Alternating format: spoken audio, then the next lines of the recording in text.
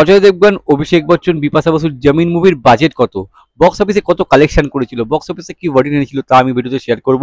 Personally এই সিনেমাটা আমার কেমন লেগেছে তাও আমি শেয়ার করব। ভিডিওটা বেশি বড় হবে না, পুরো দেখো, আশা করছি ভালো লাগবে।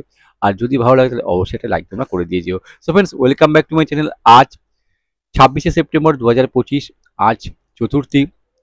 পুজোর কাউন্টডাউন শুরু, আজ থেকে সব জায়গায় জনজোয়ার। কলকাতায় ঠাকুর দেখার প্ল্যান প্রোগ্রাম সবাই যে মতো করে নিয়েছে, সবাই বেরিয়ে পড়েছে। ভালো একটা মুহূর্ত, যে মুহূর্তে জন্য ওয়েট করছিলাম, পুজো আসবে আসবে আসবে, সেটা ফাইনালি চলে এসছে। আর চতুর্থী, কাল পঞ্চমী, ষষ্ঠী, এই মুহূর্তটাই ভালো। যেই সপ্তমী গিয়ে অষ্টমী চলে আসে, ব্যাস পুজো আবার শেষের দিকে চলে যায়, মনটা খারাপ হয়ে যায়। যাই হোক, আমি এই জন্য পুজোর আগের মুহূর্তটা বেশি আনন্দ করি, এই জন্য আমার প্রত্যেকটা ভিডিও দিয়ে বলি তোমাদেরকে এই ব্যাপারগুলো। যাই হোক, সবাইকে আমাদের তরফ থেকে শুভ শারদীয়ার প্রীতি শুভেচ্ছা অভিনন্দন। এবার যদি আমি টপিকে আসি, জমিন আজ থেকে 22 বছর আগে 2003 সালের 26শে সেপ্টেম্বর আজকের দিনে রিলিজ করেছিল। লিড রোলে ছিল অজয় দেবগন, অভিষেক বচ্চন, বিপাশা বসু, মুকেশ তিওয়ারি, মোহন যোশী, আরও অনেকে ছিল। জমিন একটা অ্যাকশন থ্রিলার মুভি। প্রডিউস করেছিল এনআর পাচ্চিসিয়া, ডাইরেক্ট করেছিল রোহিত শেট্টি, মিউজিক দিয়েছিল হিমেশ রেশমিয়া, গান লিখেছিল সমীর।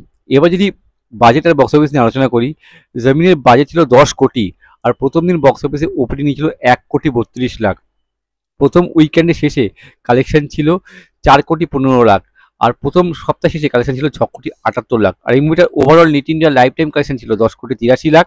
ওভারসিজ থেকে 1-1.5 কোটি প্লাস বা তার থেকে একটু বেশি হবে কালেকশন করেছিল। আর total world wide gross collection ছিল 16,58,00,000, বক্স অফিসে বিলো অ্যাভারেজ হয়েছিল। স্ক্রিনশট দেওয়া আছে, পজ করে তোমরা এটা চেক করতে পারো। এবার যদি এই মুভিটাকে আমি এক লাইনে রিভিউ করি, আমার ডিসেন্ট লেগেছে, খুব বেশি ভালো লাগেনি বা খুব খারাপও লাগেনি। একটা প্লেন হাইজ্যাক হয়, সেই হাইজ্যাকের উপর বেস করে সিনেমাটা যেরকম থ্রিল হওয়া উচিত ছিল সেরকম আমি পার্সোনালি সেরকম ফিল করিনি।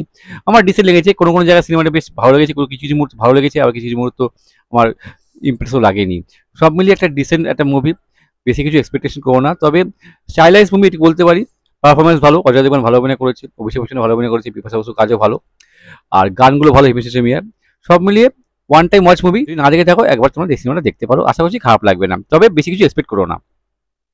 তবে যদি ভিডিওটা ভালো লাগে তাহলে লাইক করো, শেয়ার করো, নতুন থাকলে আমার চ্যানেল সাবস্ক্রাইব করতে পারো। যদি কোনো সিনেমা সম্পর্কে জানতে চাও তো আমায় কমেন্ট করে পাঠাও, আমি চেষ্টা করছি সিনেমা সম্পর্কে ভিডিও বানানোর জন্য আর তোমাদের সবার সাথে শেয়ার করার জন্য। ততক্ষণের জন্য বিরতি নেবো। তোমরা প্রত্যেকে ভালো থাকো, tata bye, Jai Hind, take care and stay cool man. আর পুজো ভালোভাবে কাটাও।